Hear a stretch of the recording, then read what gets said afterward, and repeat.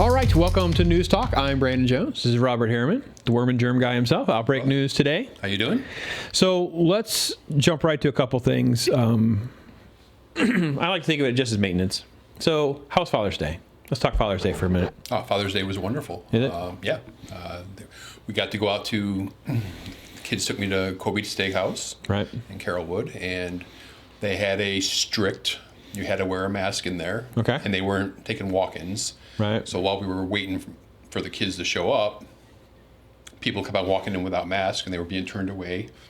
And they were coming in without reservations, and they were being turned away. But the people without masks ended up going to their car to get their mask. So they had the mask. Sure. Yeah. And it was really funny because my granddaughter, Skylar, she came in, and I said, "Sky, you have a mask." "Yeah, Papa. I have to wear it, but when we sit down to eat, I can take it off." So she knew the rules. It was so, Trained her up. It was so cute. So it was really nice. And I got some Buffalo Wild Wing sauce for wings. That was one of my gifts. Okay. So it was really nice. How was yours? So it was good, but I wanted to start with it because I want to issue an apology to my family. So I want to explain some context. It turned into an amazing day. It really, really did. However, there was a lot of miscommunication and confusion because they were trying to surprise me. So I ended up acting like a sissy baby at one point, to the point where my daughter, and I don't know, maybe it was Laura, they said, "You don't normally act like this." So what had happened was we had got out of church, and Laura said, "Well, we'll go out to eat for lunch." So I just sat there. I didn't do any real work. I didn't get on the computer. I really wasn't watching anything. I was just kind of chilling. So they were over here where we're filming, which is Priscilla's house, prepping for lunch and doing all this stuff. So that's what I figured. I figured, well, everyone's going to show up. We're going over there to eat, because she was gone for too long. So nothing's getting done. So I'm actually starting to get hungry. So then it was like they had come up with this story about a project they're working on, because they're renovating the room, about working on lamps for Allison's room. So that was their story. And I don't know any of this. I just think they're just taking forever messing with these lamps. So I'm kind of getting irritable. And I made a snide remark about, I don't know why these lamps need to happen right now. So Allison's texting Laura, and Laura's trying to come up with ideas. Anyway, long story short, they decide, all right, well, we're going to go to Lakeland. We'll eat lunch over there. We'll do some shopping. And I'm like, all right, well, that's fine. I just figured that the kids will be around when the kids are around. I'm not really worried about it exactly in my head. But during that time, my dad had miscommunicated too. He's in on it. But he made it sound like he could stop by at any time. So he's not answering the phone. I don't know what's going on. So I'm making myself stressed out, thinking of all these different things or whatever. We go to Lakeland, we shop, everything is fine. We come home, everyone shows up, 3 o'clock comes, everyone's here. It turned into a fine time. So that's part one of my apology, is to say sorry to my family for at least trying to even act like a sissy baby, even for a minute of me complaining. I do not complain. You know me pretty well. I'm not really... Not typically a sissy baby. I am not by nature a sissy baby. That's what I call it, folks. When you're like this whiny, crying, my life is so bad, when our lives are just truly amazing. So then I actually have to apologize a little bit more to Zach. So I actually got grouchy and irritable during a little bit of a debate about the NFL and Colin Kaepernick and the kneeling and crime. And he did the one thing. I want to see how you feel about it. What is your hot button or your push point? Because this was mine. What he was basically trying, where we got to was a pivot, and I wasn't communicating this well. But I don't like it when people treat us like we don't know what we're talking about, because we don't really work for a network. We don't really, because even though we've been these semi-professional reporters and journalists for years, sometimes people will treat us as though we're just Brandon and Bob talking out there behind about whatever it's just an opinion, when I'm like, no, I've covered these news stories. I covered these cases, and you and I worked side by side this whole time with, Trayvon and Michael Brown. This has been my bailiwick of area that I have read all this stuff on. So when this came out, I was trying to illustrate that we're picking and choosing these conversation points. We want to talk about George Floyd. We want to talk about these different things that we're propping up, but then a real case like Walter Scott, no one even knows who Walter Scott is. So I use that as my example, but I didn't get to that point because it just kept getting more and more heated, because he felt like I was trying to just randomly throw something at him. Anyway, I apologize to Zach as well, because my point is I really do enjoy the conversation and trying to get to the places where we can have conversations where we actually disagree and agree, because I don't really disagree with the premise. I disagree with the idea of us conflating protesting NFL players, protesting by kneeling with somehow that's a message on police brutality and racism. They don't go together, and that's the wrong place and time to have those conversations. But the reason I wanted to not only say that publicly, do you have a push button when someone says or does something, you're like, oh, is it kind of like because you're the worm and germ guy, people don't act like you know what you're talking about? Does that ever happen? No, there is no push button. Oh. If I get those kind of reactions, I just shrug them off. The only time I've ever seen you get heated was anti-war. Like it was a war conversation. Eduardo. Oh man, it was brutal. I never ever saw Bob go to like an 11, just for a few seconds. Yeah, he was an 11. It didn't stick. I don't do that anymore either. Right. Like, it was just like the premise, and this was a long time ago. But it was like whoa, and it was like whoa, that was crazy. But that's the only time. Anyway, I wanted to start there. Yeah. No, I try not to let anything bug me anymore. It's just and that's why I'm so frustrated myself that I let myself get this way. It was just a perfect storm of different things that happened that had me in a grouchy mood. I mean, you just have to realize that not everybody's going to agree, and I talk to you all the time that I work with this population. Yeah, and it's amazing that we can have conversations without it becoming a shouting match. You have a conversation all the time. There wasn't even the issue. We don't know we got to a shouting match. We got too heated. And I could care less about disagreeing over this stuff, especially with my son. I love my son to death. And I love the issue and the topic. I think we all are. There is no one out there like George Floyd deserved to die. It's just doesn't exist. It doesn't exist. Mm-hmm. So the problem is we're fighting over semantics, techniques, and the messaging. Anyway, we'll get to more of that later in the show. Folks, we're going to talk about the statues coming down. We're going to talk about racist food. I know you're a big fan of, racist foods really pushed your button. Not at all, by the way. I'm the only one who brought all this up. You didn't even have notes. We came to that. And then I think I have a hidden story with you about more racist movies. We're going to have more stuff on movies. We'll have all that there for you. There's also the Dixie Chicks.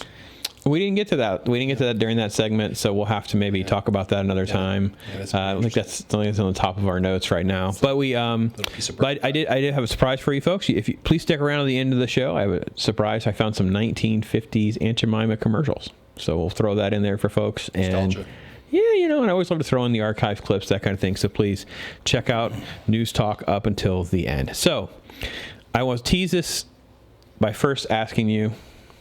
So where's Dustin Hoffman during all this? Because I think that is really the important thing that we need to know about the coronavirus and COVID is where is Dustin Hoffman? Dustin Hoffman. All right. Yeah. You're going over my head with pop culture stuff. I'm going to get you. So we'll come around to my Dennis Hoffman take. Dustin Hoffman. Yeah. All right.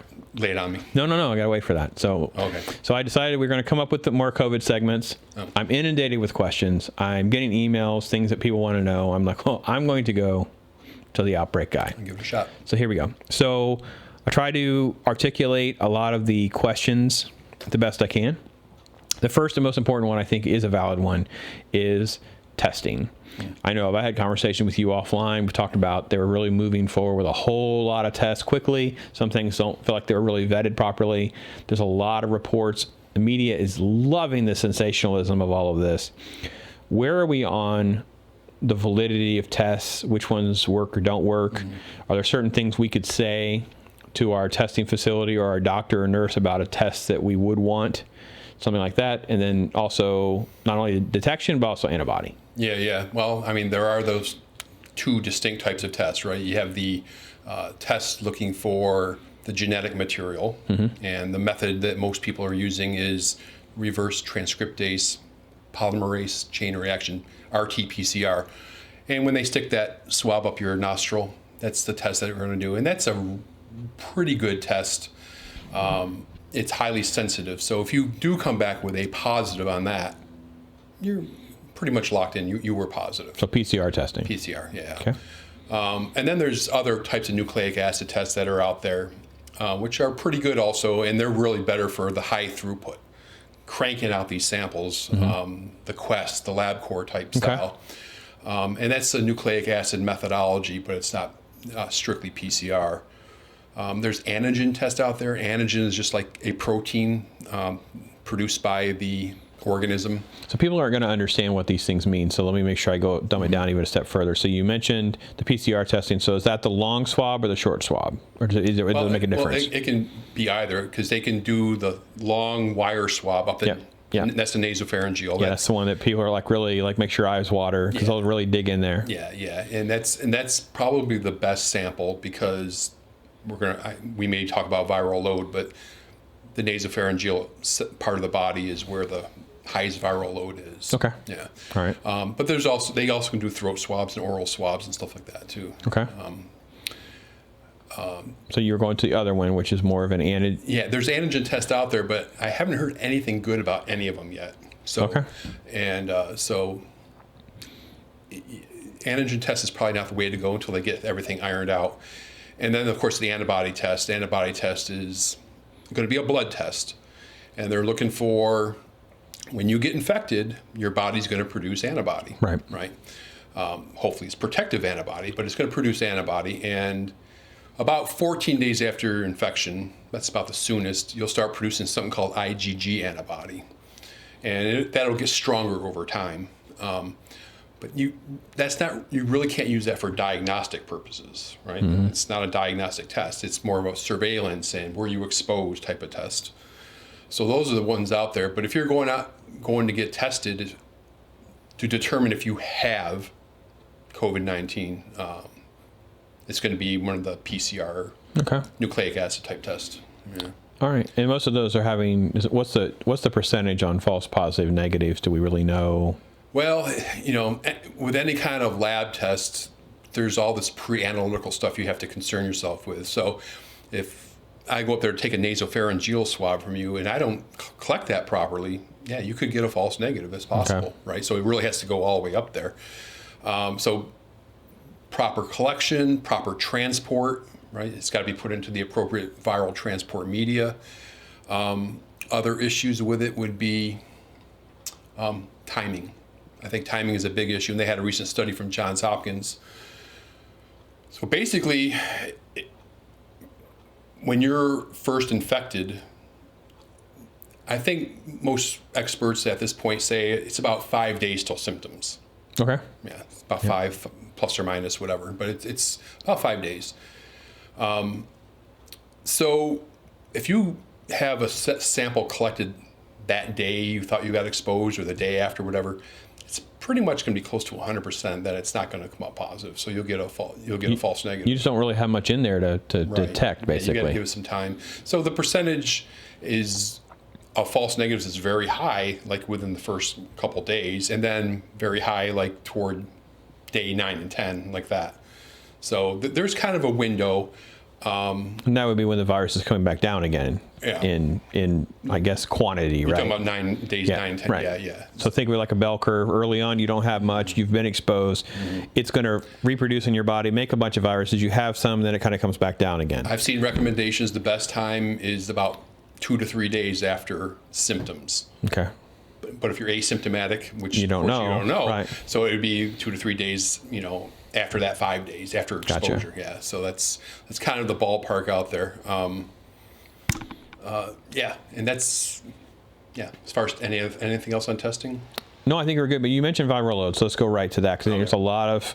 First, explain what viral load is and means. I know we just talked about bell curve, so I guess kind of correlate what viral load kind of means, and then kind of help the people understand what we're kind of talking about here. Well, viral load became kind of a everyday topic when HIV was out. Mm-hmm. So they would test the blood sample for viral load to determine if a person's getting better, if the viral load was dropping, like that.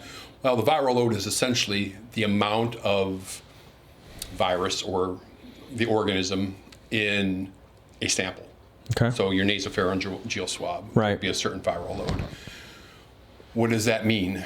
Well, that's really up in the air. We've seen a lot of people have said, well, the higher the viral load, the more severe the disease. Sure. Intuitively, that makes sense. Right. However, with this virus, various studies have been showing different things. Interesting study out of Italy showed when they were at the height of it that the viral load in asymptomatic patients was the same as in symptomatic patients. Right. So that kind of throws out the what you would think is normal, right? And they had similar studies in China, but then there was other studies in China where it was, very definitively, the high viral load meant higher, more serious infection. Okay. Which is what you would. That would be what we would expect. Natural thing, yeah. So I guess the answer to that right now is the results are inconclusive. That we just don't know exactly. Then there's the infective dose, and that's the amount of virus it takes for you to get an infection. So so that's not viral load; it's infective dose. Right. Okay. So if I was positive and I coughed and it went over to you, how many viral particles does it take for you to get an infection? Right. And I don't think there's a number. I don't think there's a number to that yet either. Right. And every person would be different. Yeah. In some degree, right? Because you would have, one virus versus 10 versus 100 versus 1,000. Yeah. Right. Yeah. And again, the problem is they really can't,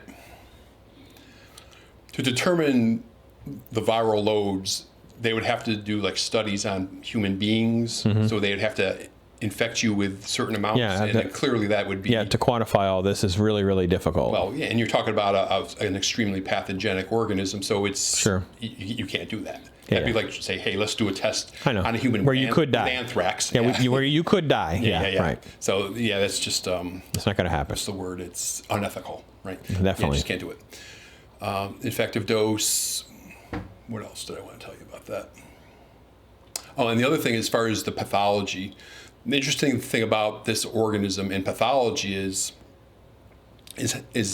not necessarily how much of the virus you get, but how your body reacts to it. And we kind of talked about this on a previous program.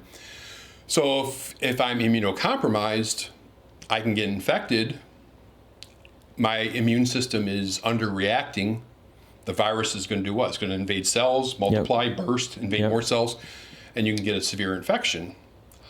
Now, opposite to that, you can have a time when you may be infected with only a little, hypothetically, and your immune system is going to go overreact. And we talked about the cytokine storm on previous episodes, and that can happen. That your immune system is going to start fighting your body and destroying, different tissues, which can be serious pathology too. So, you have to consider that with this particular pathogen too.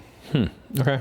So, all right. So let me kind of circle back around a little bit to the bell curve of viral load, that you could have an infective dose factor. We have a whole lot of things, and we're testing people who are already positive. We're trying to determine when they're, I guess, coming out of it. How do we determine?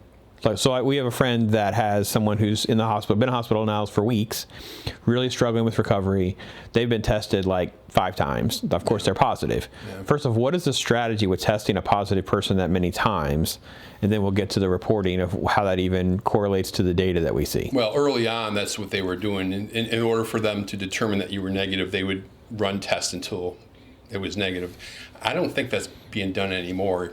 You become positive, you do your 14 days away, and you're cleared. Right. So now this individual is hospitalized. So they're in ICU. Well, I think they're in ICU, but they're really struggling with recovery. They're definitely in the high risk category. Yeah. Recovery was even, they thought they might lose this person at one point, but just the thought process of them doing that kind of test. Because I know in Italy, one of the reasons that their number of cases was so low is during the peak of this, the hospitals were completely overloaded.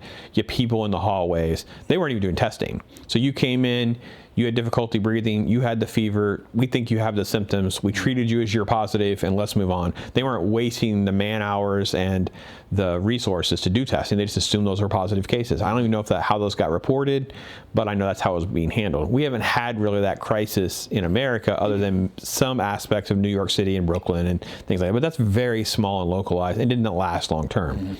So we don't really, and what is, do we have anything standard of what testing protocols are in different states? Like, do we even know? Everybody's following the CDC protocol. So, okay. Yeah.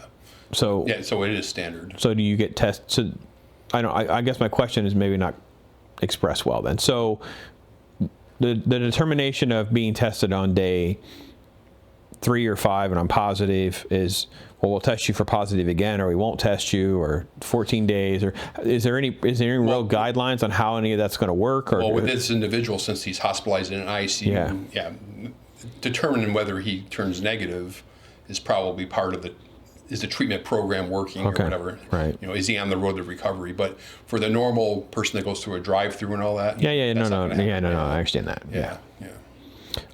Okay, so then, all right, so we don't know that part, and then I wanted to ask a little bit about sort of the more of an opinion. So we're going to go into like philosophy, I guess, for you. So I listened to an interview. Brett Weinstein is, I don't know, is he evolutionary biologist, I think? So From Evergreen. Yeah. So he was talking about just the philosophy of shutting down, not shutting down, letting the virus run. And the backbone of his conversation stemmed around how the virus will learn how to spread, learn how to survive. I don't think we think, it's weird how Americans look at viruses. I think it's just odd. You think of things differently because you've been studying this for so long. So the virus has to learn how to get from whatever host organism into a human organism. It has to learn how to spread. It has to do its thing. So now that we've done this, we've gone this many months, we're kind of seeing an uptick because we've had such a massive exposure of human-to-human contact with all this. Where are we at on your thoughts on the timeline of the virus changing, mutating? Is there any way we would even know if we're doing the right things or not? Or how do we know from looking at other coronaviruses or viruses in general? I mean, how do we know? Well, just viruses in general, we know it's going to mutate. That's what viruses do. Sure. So, I mean, we just go ahead and chalk that up right now. And they even have determined that the strain that was in China is different than the one in Europe. There's an Italy strain and a China strain. Yeah. And there was a lot of this early on about a right versus a left, like an R versus an L. I think that's what they're talking about. Like the one, I don't know which one's which. I'm not clear what the exact differences in them. Well, they're supposed to be like they're opposites of one another or something. They basically, so like proteins have L's and R's, so they basically have the same thing. I don't know if it has to do with that ferron receptor or not, but I'm kind of under the impression that maybe that's something that it is. So one is just way more virulent than the other one. That's what we saw in Italy. Okay, and that's something you're going to see. And that's what came into America via New York, whereas with California, the one that arrived in California came through China, so we didn't see as much of the spread. That makes sense. Yeah, that's what that's what I'm understanding. I could be wrong, but yeah. I mean, like we talked the other day, what do male mosquitoes do? Well, they go out to mate. They have, what do viruses do? They mutate, and they're going to. And we see that with influenza every year. A virus just wants to find a way to survive, right? It's just going to keep making more viruses, right? Yeah, and it has to. And it's going to continue.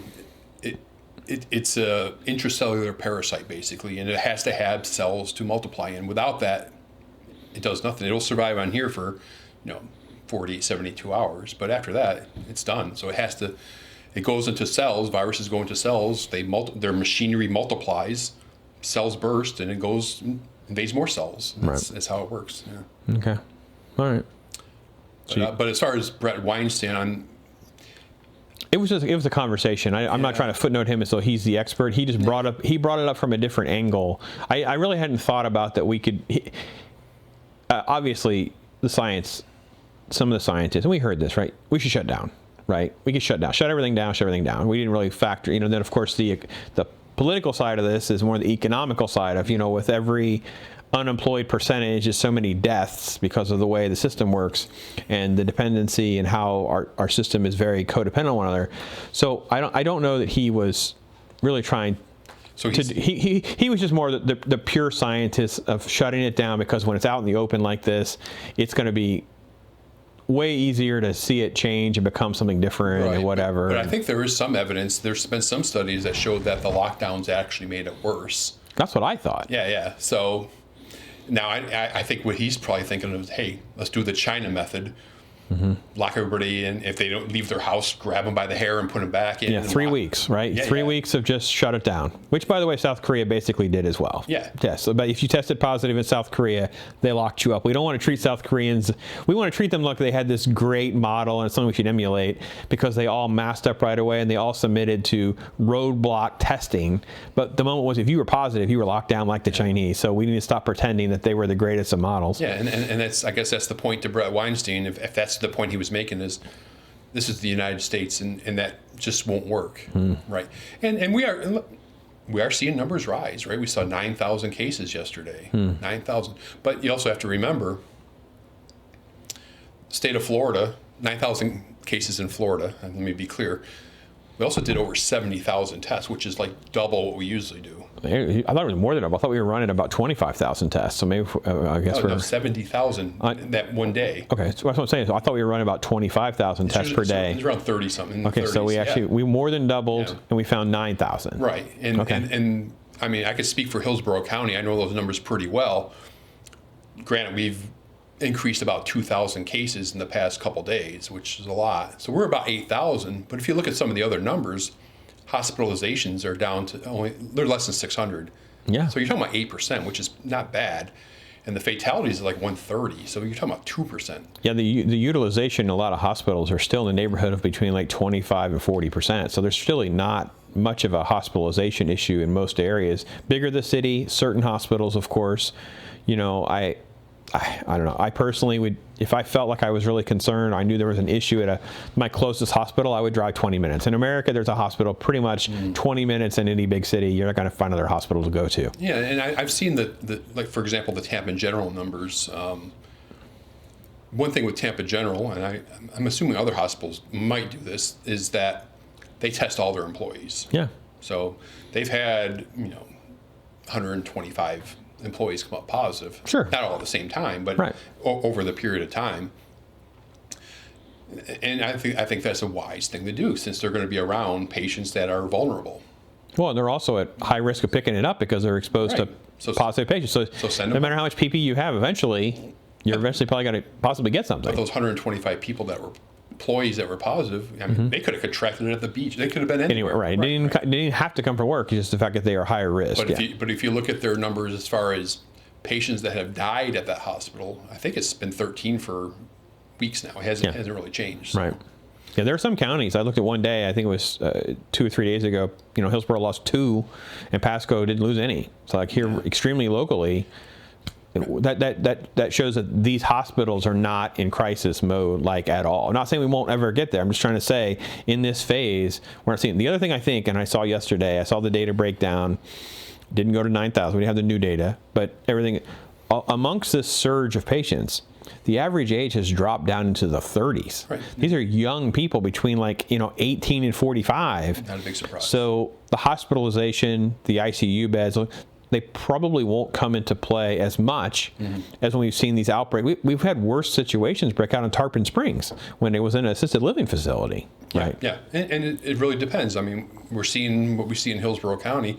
I understand, I've heard that some hospitals down in South Florida are getting packed to the brim. I don't know how. Well, they have been overloaded the whole time. Yeah. Like the situation in Miami, Broward, Dade, those areas, they're so compact. Obviously, the population down there, and you have an area where you've had massive protests and rallies of thousands of people getting close together.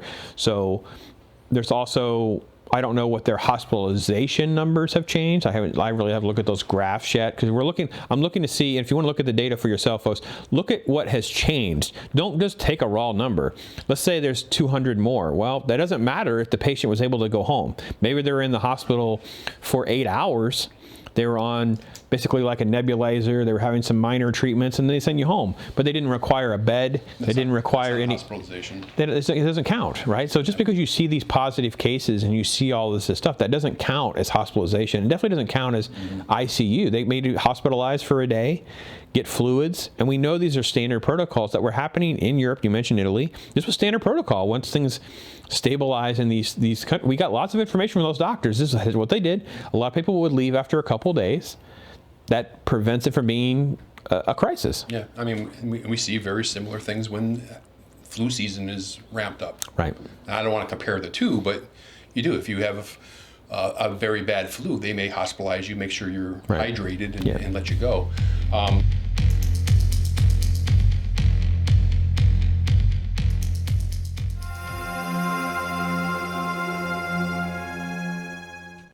Is in Iowa and Nebraska. They're having a pretty big outbreak of a pretty rare parasite called Cyclospora. And Cyclospora made its presence known in the United States back in the 90s through Guatemalan raspberries, where like 1,000 people got sick. Right now, health officials are in the middle of the investigation, and their investigation is showing that it's probably fresh vegetables and not fruit as a source of the illness. And I'm hoping to get more information and possibly somebody to talk to about this outbreak. All right, which well, got that's ran. something to look forward to. Yeah. Well, you made me think of this. I don't know what you said there. Maybe it was the cyclospora, but Janet Napolitano resigned this week. Oh, indeed she did. Any thoughts on Big Sis stepping down? Big Sis, by the way, is not meant derogatory. She's just, Big Brother, Big Sis. Sis is in charge of FEMA and ICE and all the other stuff. She's going to leave her appointed post in the Obama administration. She's going to California to run some of their university things. I thought that, make sure I get the right quote here from Dianne Feinstein. I congratulate Napolitano on the appointment, wish her great success as she meets many challenges and embraces the opportunities as the next president of this world-class university system. So they're all real thrilled that she can go to California. She can flex her Big Sis muscles there. No, actually, yeah, you're right. Most of them are. However, I did come across a press release from Senator Ted Cruz from Texas. I love Ted. And part of his press release, it says, I hope the Senate will have a meaningful role in confirming the next secretary. Moreover, I hope the president's nominee will be dedicated to actually enforcing the law as written rather than catering to the political agenda of the White House. So Senator Cruz has a different outlook on Miss Napolitano than, say, John McCain or Dianne Feinstein. Well, for those of you that heard my comment, yes, I do like Ted Cruz because I like people that are going to turn over the apple cart because I believe that's the best way to fix our political system is to stop them from feeling so comfortable in their little cushy jobs in Washington making $170K in lifetime pensions. So my bitterness does tend to come out when we go down that road. So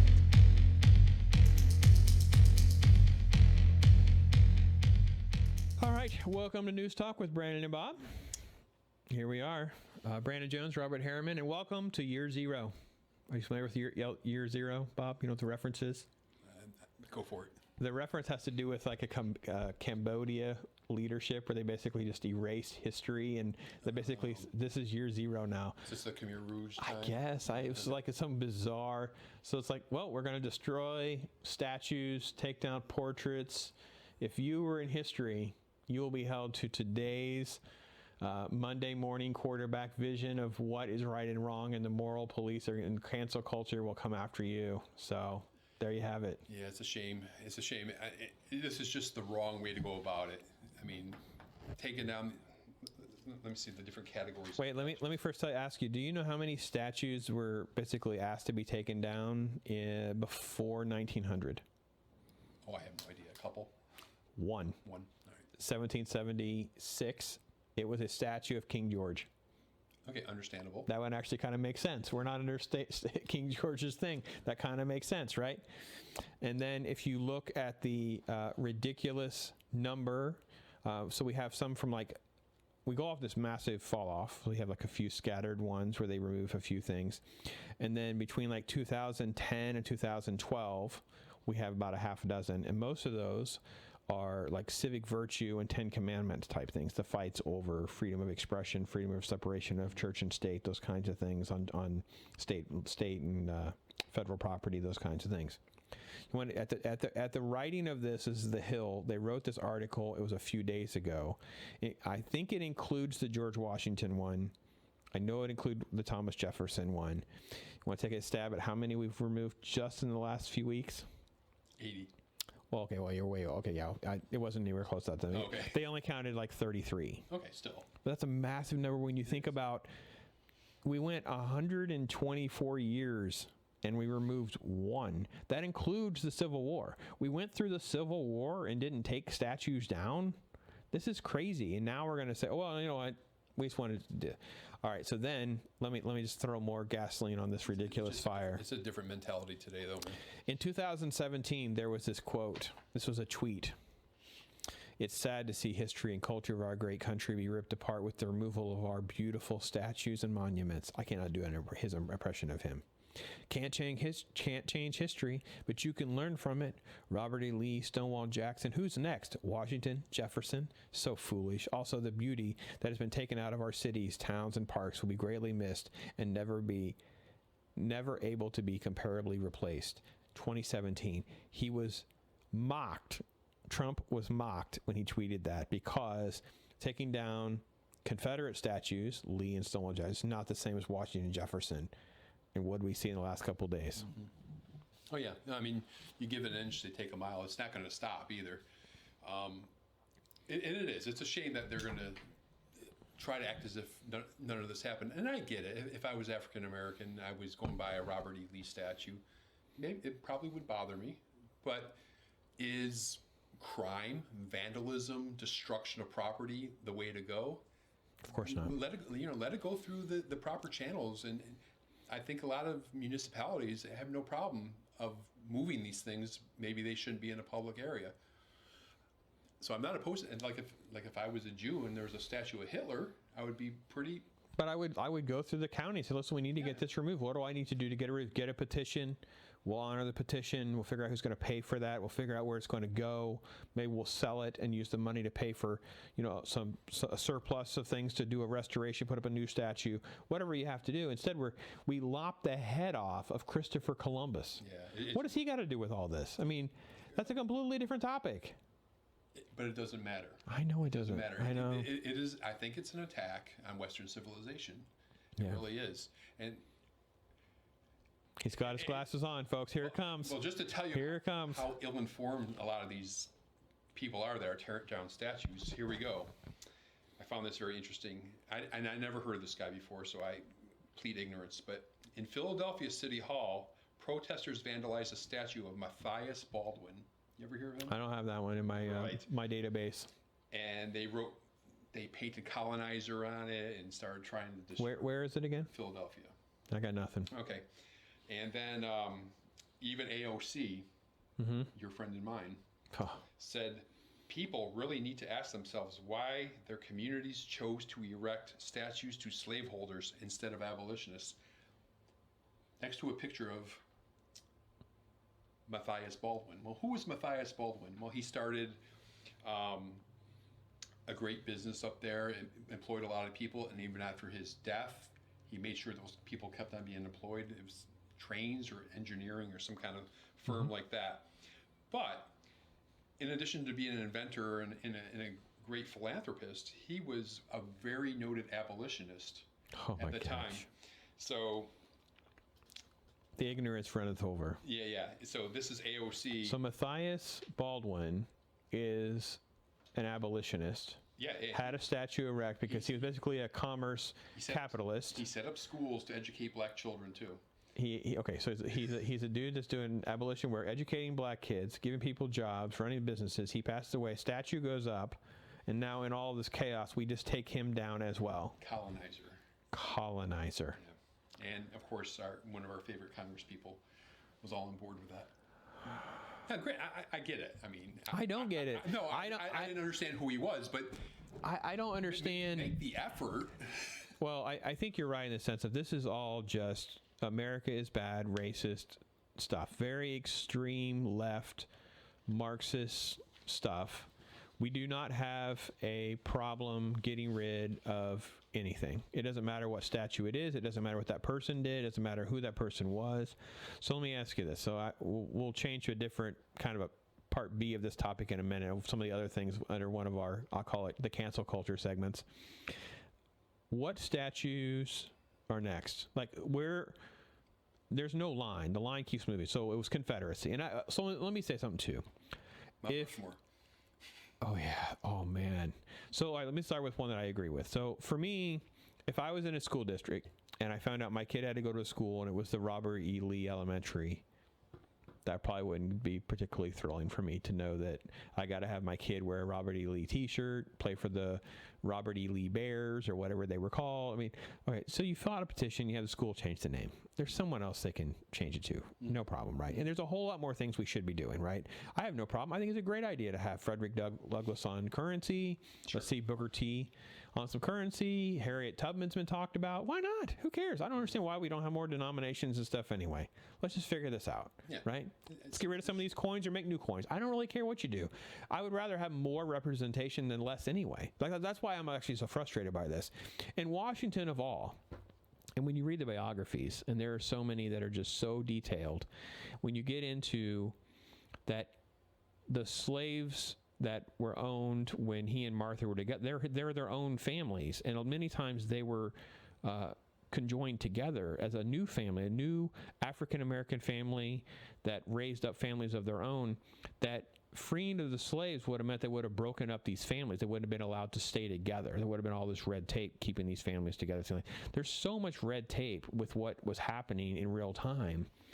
It's a travesty to tell a man that led the military acquisition of victory to become the United States, and then for over a decade, developing the paperwork to become the United States, then serving as a president when they're asking him then to serve as king, become the new King George, and he says no, that, oh, no, he's got to have a bag over his head, he's got to be cut down to, we have not moved an inch, we have moved a marathon. Because the difference between Stonewall Jackson and Robert E. Lee and George Washington is so ridiculously big. This is beyond radical. We have jumped into a completely different territory. Am I off base at all? No, not at all. And I think this really pinpoints a major problem that's been going on in our country for decades is education. These people don't know anything. They don't get any history. They don't know anything. I talk to people at work that are in their late 20s, 30s. They know nothing about history. It's not being taught. They don't get any in elementary school. I talked about this with my kids. One of the reasons we homeschooled my kids was there was no history. None. Once you get to 4th grade and FCAT, the closest thing you get to history are these little snippets. It has more to do with politics. It has to do more with like doing a little survey on an election or something. Nothing. No history. And then when they get history, some in high school and even college, this revisionist Marxist stuff, right? Nothing that they do that's positive. It's always about he owned a slave. Well, no, it is. Right. I mean, I think history classes in college now, or in high school, is slavery, dropping the atomic bomb, every possible thing that is negative, and nothing about freedom and stuff. But I have a quiz question for you. Oh boy, I don't do well on quizzes. On pop quizzes from you'll enjoy this. From Bobbert. There's a statue in Seattle that didn't get knocked down. Oh, okay. Can you even think of it? They've been hands off on this particular statue. It's a statue of Lenin. L-E-N. We have a statue of Lenin in Seattle. Okay, so this is the Soviet dictator responsible for tens of millions. I don't know exactly the figure off the top of my head, right? Stalin was responsible for most of the deaths. Okay. But Lenin really started the whole communist revolution over there. Okay, so we have a statue. First off, I'm shocked that we have a statue in Seattle. It's unblemished. Wow. Untouched, yeah. I did look it up. I knew it existed. I just looked it up to see if anybody had touched it. All right, so we've gone so far to Washington. So we've gone in between. So, I mean, how long until Woodrow Wilson is targeted? Because this is a guy that actually played Birth of the Nation, right? This is a KKK guy. He was a known racist. Absolutely. Right? And then you get into, the Great Society era where you have, Johnson. You have this. They're known racists. So how long until that's part of this? A week? No, I don't think it'll be touched. You don't think so? No. I think we've given them so much. They got to keep this rolling. If they come off the gas at all, no, because I'm not sure that you're going to pull the roots, you got to keep pulling. Because you don't look.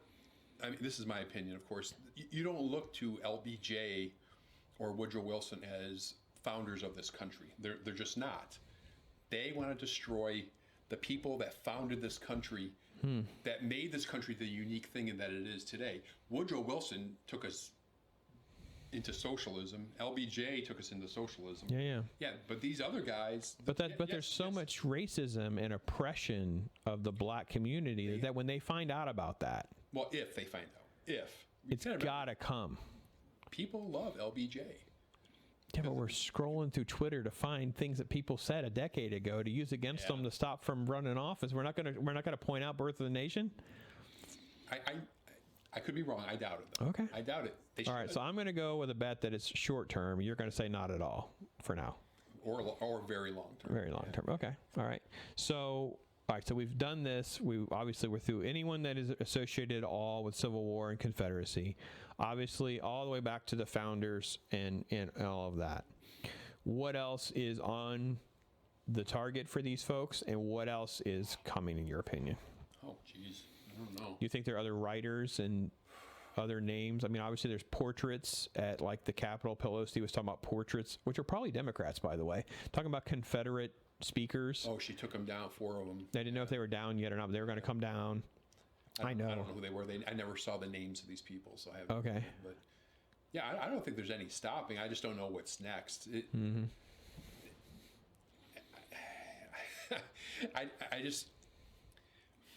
I don't know.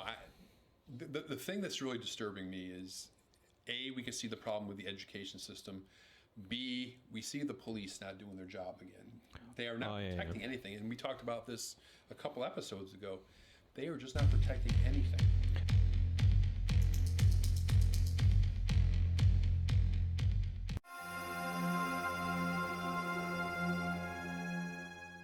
If this show happened now, you'd be like The Walking Dead. This show is so well. It was so well written, especially in season 1. It's just incredible. Yeah.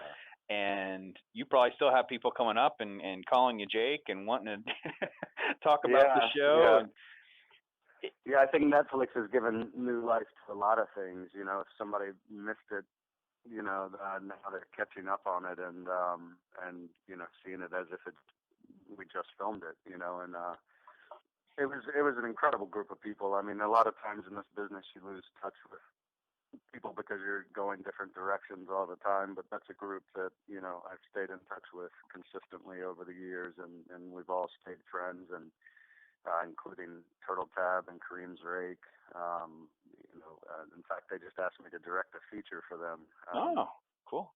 I directed my first short film and showed them a rough cut of it, and they were like, "We want you to direct something." So they gave me a script, and we're in the middle of figuring that story out and moving forward with it. But yeah, we've all stayed in touch and stayed really close, and I think that speaks to, you know, what a special group of people it was, and remains and still is. So yeah, I was very fortunate, and I agree. The first season was incredibly well written. The second season, you know, we lost a lot of the key components because we were canceled, and those people went on to other jobs thinking it was over. And then, you know, when they reassembled whatever team was left, and they knew they were going to truncate that story so much just to wrap it up, it was a bit disheartening. You know, we knew we had much better story to tell than what we were left to tell. But that's, you know, that's the business, unfortunately. Sometimes you may want to be Jericho 20 years later. Who knows? We'll be having you back. I've always wanted to see, you know, the sequel to Jericho would be set in a different city to see it play out. Yeah. You know, so I mean, I know it would be hard to get all of you guys back and kind of pick up. So it's like, all right, well, let's run it again, and instead of being in Jericho, Kansas, let's be in, you know, someplace in Mississippi or something, and kind of you're playing it out in the same scenario. And anyway, just a thought for that. So yeah, no, that'd be fun, and we could you know, have really good accents. Like, I think there was a bomb that went off somewhere. Well, yeah, a whole different survival techniques, I guarantee, in the bayou, my friend. Exactly.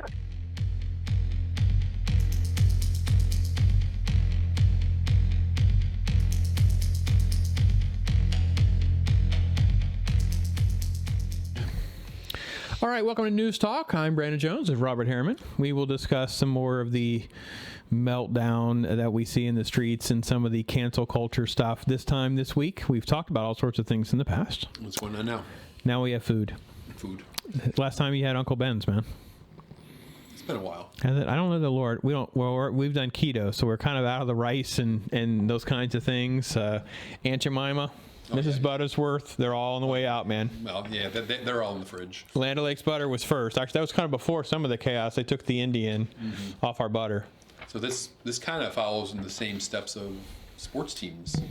Yes, which has not come back up again. Because I have that famous meme that I always loved about the Washington Redskins, that I could agree that we should change the name from Washington Redskins, whether you decide to do Maryland Redskins or the Virginia Redskins, because I find Washington to be very, very offensive. Yes. So I have not heard this movement. You're tearing statues down too? No, not statues, just the cities. No, sorry. So yeah, we have triggered companies. Uncle Ben's has been around since 1946. And it was basically a marketing decision. There's some folks, you can tons of stuff online But the famous Uncle Ben image is based on a Chicago maitre d' named Frank Brown. It's a real person, and it is kind of become the face of it. Frank Brown was the face of this kind of thing. Now, Aunt Jemima is a little bit of a different story. So you have more of a marketing thing, and what they had done was the very first Aunt Jemima that was used in all the advertising. Her name was Nancy Green. She actually was a former slave. So Aunt Jemima has a little bit more of a complicated history. People talk about, well, the whites are the one that came up with the ingredients and blah, blah, blah. Had nothing to do with slavery. Then other people are like, well, no, she was a slave. Well, okay, so the lady that was hired to be the model, Nancy Green, she portrayed Aunt Jemima from 1893 until her death from 1923 for 30 years. I actually was just shocked by the timeline of that. 1893. Man, that's been around a long time.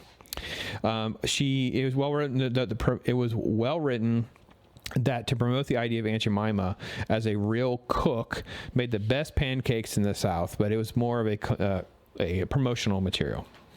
Mrs. Butterworth is another one that's on the chopping block, as well as Rastus, which I didn't know he had a name, but Rastus has a name on the cream of wheat. Oh. Cream of wheat has been around since 1890. Emery Mapes, I guess is how you say that, owner of the North Dakota Diamond Milling Company. And then this whole thing, they came up with a breakfast porridge, I guess to feed people. And let's see here, the cream of wheat came out. The logo was used until the 20s, and then of course Frank L. White, the Chicago chef, paid $5 to pose with the chef's hat and jacket. Okay. Frank's off our pop culture trademarks and food representation. I mentioned the Indian on the logo at Land O'Lakes.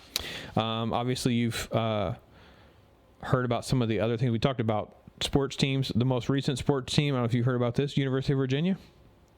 Cavaliers? It is the Cavaliers. You know about their logo?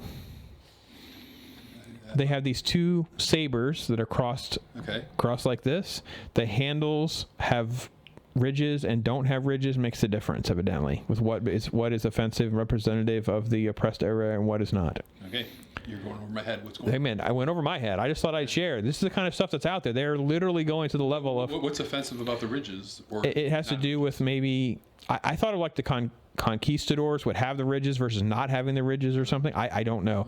I was like, it's literally to that level of detail. If you know who Clay Travis is, he's a kind of a sports guru on all this. He's big on Twitter and those kinds of things. He actually has whole things on this. And I'm like, okay, good for him. It's his area of expertise.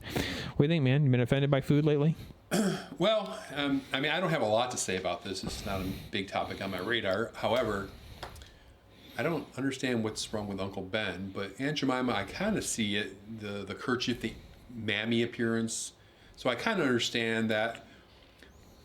But for me, it's more like if these what these companies wanted to do just because they thought they needed to change this in this day and time, that's fine.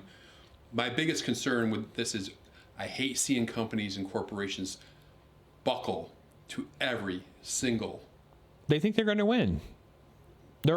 When you buckle and you bend on your knee, you're now on your knee. Yeah. They're not going to stop beating on you because you're already on your knee. You don't get to be invited back up again. No one's going to ever forget Uncle Ben's. They're going to be like, yeah, but remember when you guys had the old guy on your box? Yeah.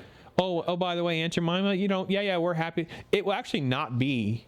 Wait, here's the next phase of this, in my opinion. They're going to roll out their logos. They will have to be very generic and benign.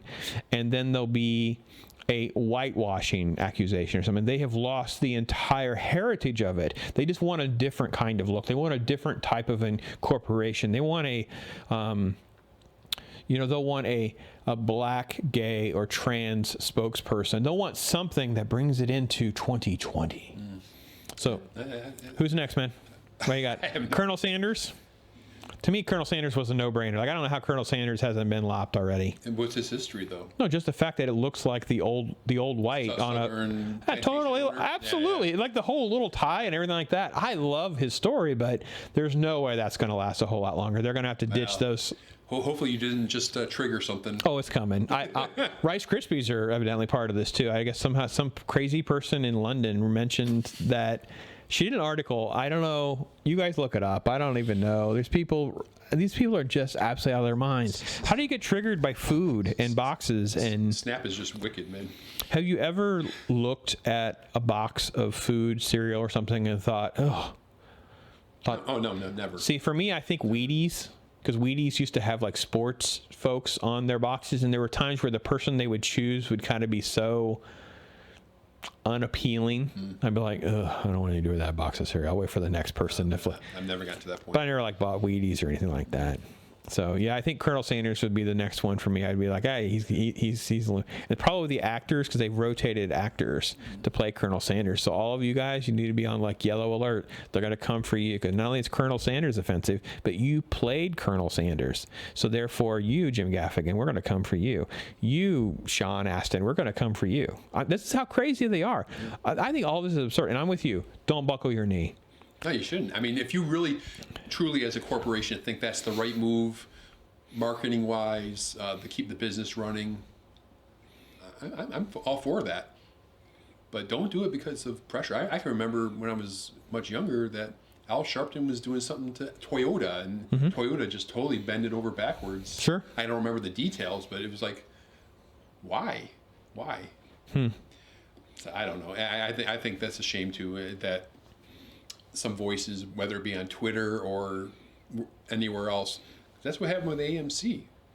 I mean, has nothing to do with a logo or anything, but that goes back to the mask. Yeah, they're pressured. Like it's the pressure of that by Twitter. It's absolutely insane. Yeah, so I mean, Twitter is a cesspool of anger and vitriol. These people are just too weak. It's like, yeah.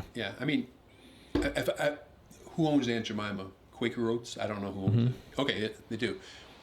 Yeah, I would say in 2020, it's probably not a bad... Who Pepsi Cola owns Quaker Oats, who owns Aunt Jemima. So Pepsi. Maybe it's not a bad idea to take the Mammy photograph. I think they altered the photograph over the years too, right? Oh, absolutely. Different models, stuff like that. Yeah. So it's not the whole Mammy look anymore. No, it's complete. And the commercials are completely different than like when I was even a kid, and you're older than me.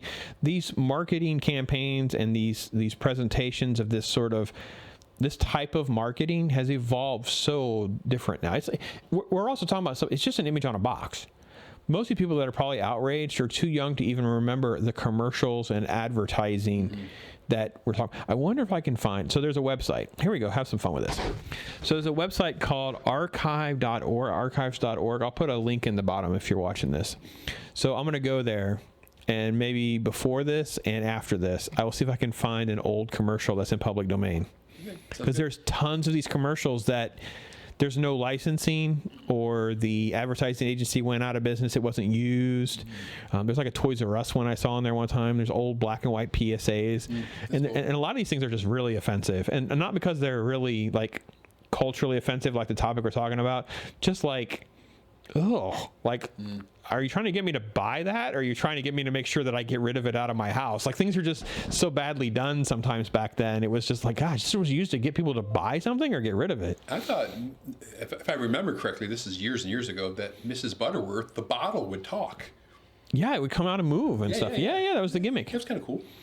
Yeah, Pillsbury Doughboys were famous for these commercials. They were really entertaining, those kinds of things. So Michelin Man. Yeah, Mr. Clean. Mr. Clean. Yeah. I guess he's still okay, right? An old white, bald head. He's got an earring, though, right? Yeah. I don't know if that... What about Brawny? How's Brawny making it? Brawny's got an old white with a big axe. Big axe, flannel shirt. Lumberjack, totally a Trump voter. Like, there's no doubt about Bounty. Oh, that's a meme. That is a meme waiting to happen. Is Brawny next? Oh, Lord. Is Brawny next? Brawny or Colonel Sanders? That's going to be that's our thing right there. Is it Brawny or Colonel Sanders? It's just a shame that this even has to be a topic. What else is just insane from our younger years that just seems like it's hard to believe? Like Smokey the Bear kind of has just been phased out, because that seemed like it was always like a weird, awkward approach. Well, there used to be the Indian that would cry. Oh, yeah. When you could see like the pollution or whatever. Yeah. I was a kid when that was out. Yeah, those were around for a while. That was brought up in one of those Wayne World movies too. They brought up, there's a weird scene at the end where it's all dirty and there's like an Indian crying, and then they're out there picking up the trash. And there was an allusion to that commercial, which went away. Right. Yeah, I don't know, man. We grew up in an era too where there were like cigarette commercials, right? So Marlboro, the famous Marlboro men's, there's several, but obviously cigarette commercials, they've gone to the way of the wind as well, and some of that kind of stuff. So I guess my thing is with all of this, I don't understand. Like, none of this is making your life any different. I told Laura today, I said we were talking about some of this stuff, and I said the irony is, you fast forward a month, the removal of statues, the removal of Uncle Ben's, I don't understand what you people, there really is nothing that is beneficial to you in your life. Well, it's just like anything else. I mean, you got to pick your battles. I'm not sure what this achieves. It makes the cost of this stuff go up because people have to invest more money now in new marketing and new boxing and all this other stuff. So all the prices of these things, and now they're like quasi collectibles. Like there's stuff. I think we talked about movies, right? And Gone with the Wind was selling for like $100 on eBay for a few minutes. I think that's probably obviously stopped by now. People are like, oh yeah, it will be back in some way, shape, or form. Well, they turned tail on that. Gone with the Wind is not banned anymore. Well, it won't be banned. It's going to come back with some sort of introduction or disclaimer. Yeah. And there's a new list of films that need disclaimers. Have you heard about that list? Other than Gone with the Wind, no. Oh, no. Let me see if I have... Oh. The list. Maybe we should do this in another segment. What do you think? Movies that need a disclaimer according to the social justice warriors? When we do pop culture, let's do it. Okay, we're going to transition this into a pop culture segment on movies, which I got to be honest, these are really good movies. Okay. That are going to be on the watch list. They possibly could get banned or a disclaimer. So watch that. I have no idea what's this. All right, well then I'll put this right before we'll go into that next segment. All right. So there we go. Talk in the news. It's Brandon and Bob. It's time to be a part of it. News talk, news talk. The Quaker Oats Company, makers of fine foods for the whole family, presents America's favorite family, the Nelsons. Ozzie, Harriet, David, and Ricky. Now a word about one of the many fine Quaker products. Aunt Jemima presents Saturday Morning with Peggy and Chuck. Uh-oh. What? This is the kitchen, not your workshop. Thought I'd do it this morning. Hey, got a great idea. Banana pancakes. Banana pancake? Mm-hmm. Just pour the batter on the bananas.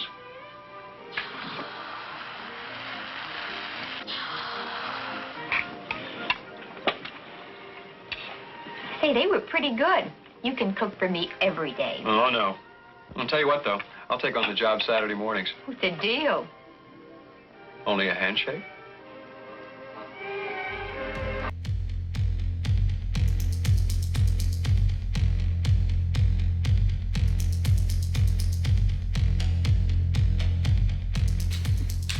All right, News Talk, Brandon and Bob. If you, hopefully you watched the last segment, you're following along because we hit Bob with something he didn't know. Yeah. Pop culture meets cancel culture. Catching me off guard on this one. This was a new one. He had not seen this list. I had transcribed this from my notes, very raw. I don't have the story in front of me. This was something I had just started researching. I had seen this list and was like, huh? And I cannot tell you the reason why on many of these. So if you ask, I don't have it printed in front of me. I don't remember the exact reasons. Well, maybe they can be figured out here. No, here on the show. We could discuss some of them. Some of them are going to make sense. Some of them are not so much going to make sense. These are movies in the same vein of Gone with the Wind, right? They basically put the disclaimer. It's going to come back on HBO Max. Disclaimer and or possibly an intro, social justice warning, something like that. Great. Okay. This is an article that was written, and it was a recommendation of other movies. Now, can you think of a movie that you would... I'll give you a topic, and you can name a movie that you think, this will be on the list. Ready? Go for it. Gun Control. A movie that would be so... Let me clarify. Gun Control / depiction of a police officer. Dirty Harry. Absolutely. Top of the list with Dirty Harry. No. Dirty Harry and Death Wish. Top of the list. You can't have a cop behaving this way. His rough and tumble, his disregard of the rules, doing it his own way, which I have not seen Dirty Harry in a minute. I've been on a Clint Eastwood Western thing. We'll talk about that in another segment, but I'm like, I gotta watch Dirty Harry again. I don't remember a lot of mostly white people in this movie. I think the whole murder and everything centers around a bunch of white people. I don't think it's a minority violence. I don't think there's anything like that. Death Wish might have some. Yeah, I want to say that the person the shooter Harry was hunting down was targeting, I guess, a Catholic church and maybe a black school. Maybe. I don't remember details, but great movie though. Yeah. No, these are all very good movies. Great. Let me think about one of the worst of the movies. I'm trying to think of the movies that are the worst of the movies. I really have not seen this movie. I know of it and did not want to see it. It's called Me Before You. There's an assisted suicide theme in that one. I objected to that whole concept that it was even remotely glorifying that. Mm-hmm. Their objection is not assisted suicide.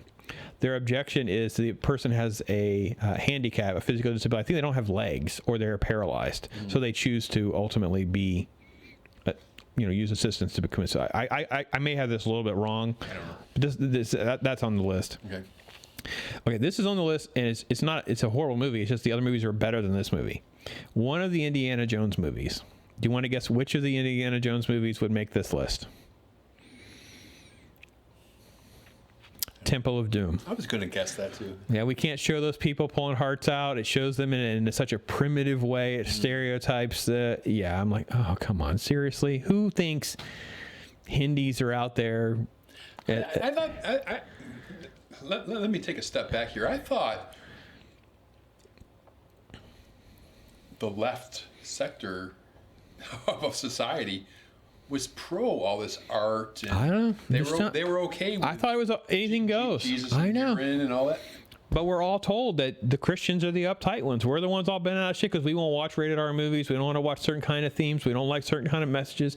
Violence is indoctrinating kids. Now suddenly we're going to have to qualify all these things. We're going to have disclaimers, possibly intro messaging to people understand the sensitivities of this film. And that, I don't know, this is insane. That just doesn't jibe with what I've been hearing from the other side for decades. Basically our whole life. This is the entire argument for the Hollywood and artists being on the left, is that they want this freedom of anything goes, and part of the conservative sort of constraints are impacting their creativity. I'm still old enough to remember Tipper Gore taking Frank Zappa to Congress and trying to put ratings on rock and roll records. Dan Quayle and Murphy Brown and all right. We're out of balance here with more craziness. So this was an easy one in a way because it just seemed, and it actually kind of seemed a little obvious to me when I watched it. Once Upon a Time in Hollywood, which is a new Quentin Tarantino movie, there are no real black people in this movie. Okay. It was sort of like looking past the fact that there were black people in 1969. It was just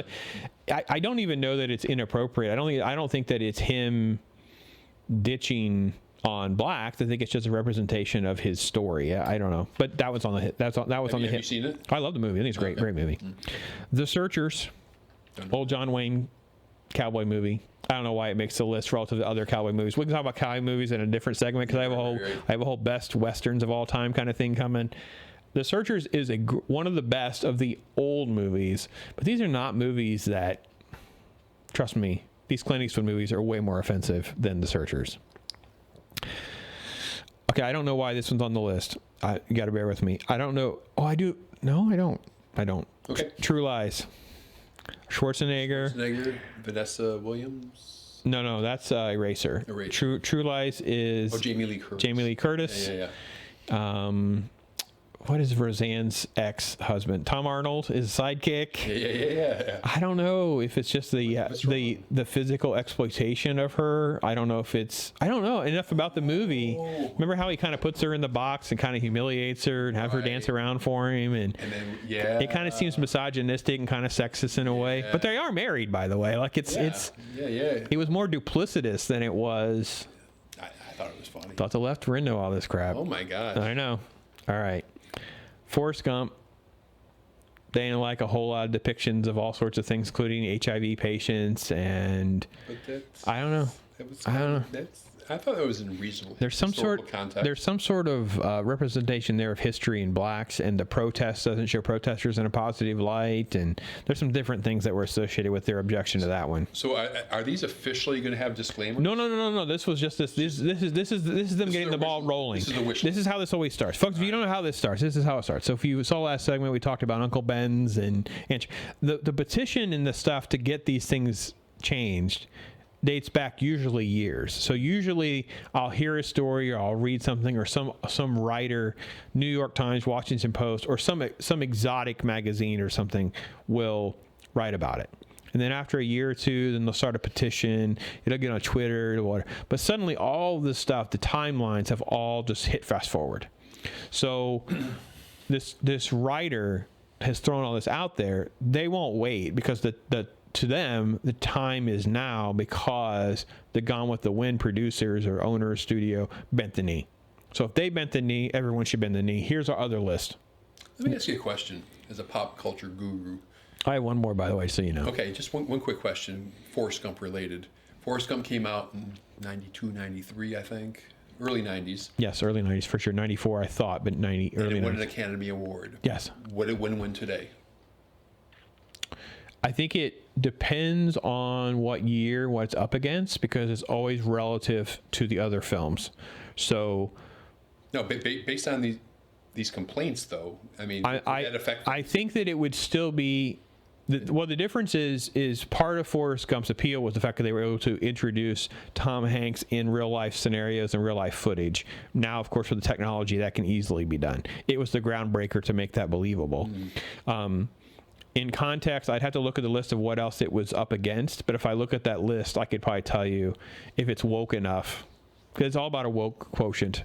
I always go back. I think Shapiro said it first too. Well, he's like, we're getting to 2 or 3 movies. He's like, well, no, this one has, a gay and a black guy, and this one has. And I wish it wasn't like that. But you can go back several years now, over the last since Titanic, really, and you can see this trend where that literally is all Hollywood is doing. I feel like many of these Academy Award movies are not movies that you want to watch, and we'll go through this year after year if we keep covering topics like this, because Academy Award winning movies now, a lot of times they get nominated just so the director can say he's now an Oscar nominated director, or the writers, those kinds of things, because there's no chance it'll win. Right, so for Tarantino's movie, the Once Upon a Time in Hollywood, got nominated. There was zero chance that it was going to be in even the final conversation. It was a 5,000 to 1 shot that it would somehow be considered. Right. Yeah. I mean, just Tom Hanks' performance was just off the charts. Sure. Great script, great movie. It was just a masterpiece. It's just hard. His performance is held up in higher regard than the movie is. So his performance is given a lot more legendary credential, so to speak, than the legacy of Forrest Gump as a film. And just the cultural phenomena, people wearing Bubba Gump shirts. There's a franchise. All kinds of stuff, yeah. It's Bubba Gump franchise. You don't always see that with movies. The last one is another Oscar film. One that I know you've seen. It's a legacy. It's in the top tier in the sort of thriller horror genre films, with possibly one of the best, technically a villain, but a menacing serial killer, Silence of the Lambs, because of how Buffalo Bill is portrayed. He cuts off skin. He's a trans, basically. It's just the entire premise of all of that is just obviously not something that we want to do, and this would not be. I don't know what the social justice stuff is, but it's crazy. I mean, isn't having an R rating enough? You don't want kids to see this. I would think that a ratings metrics, something, because they change those all the time. I would think that would be the more appropriate way to handle this in the way it's going right now. That maybe that in the end we go, all right, well, Gone with the Wind will no longer be, I don't know what the rating is. I assume it's PG. Probably. It'll be PG-13 now, and we'll have this type of disclaimer. I think that's more of the appropriate way to handle this, instead of this sort of disclaimer, this sort of intro. You don't know why it's a PG-13. Well, it's supposed to be in the. It is in that box. Oh, okay. When it comes up and it says that there, that little fine print down there actually tells you. So they're gonna have to rewrite that. Yeah, but that's easy. Depending on the movie. But that happens all the time too, because there's actually like a TV version versus non-TV version versus, and like the one that went to Netflix, we talk about Back to the Future, was changed. It was because that digital version in different countries.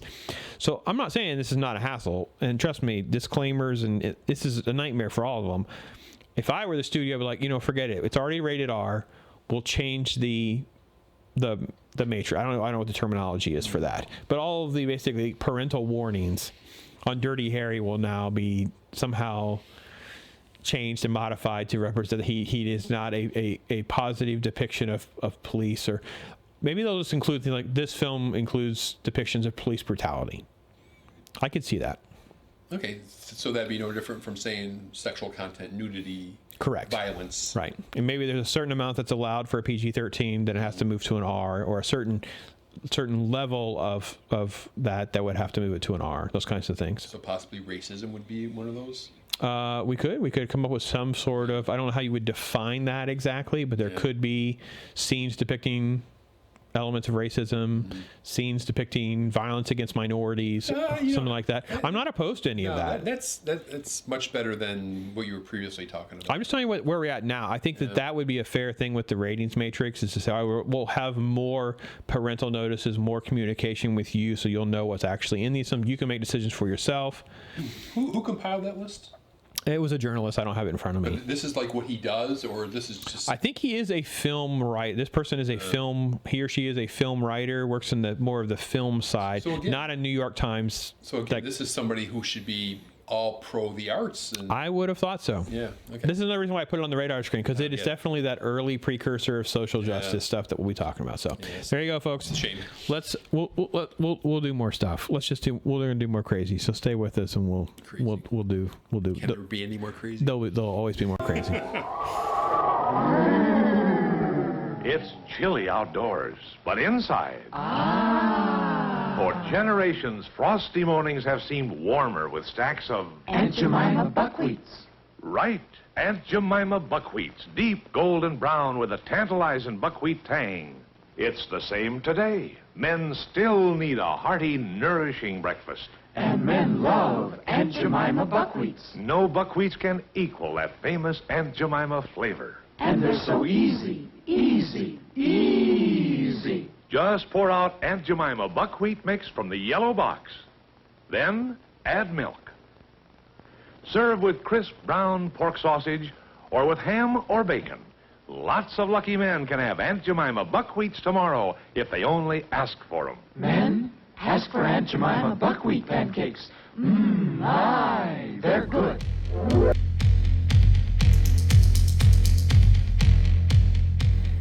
Hey, we're News Talk with Brandon and Bob. We're here to tell you about some of the facts so you don't have to waste your time watching CNN.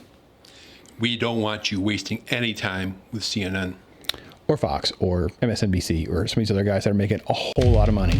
Et cetera, et cetera. Not paying.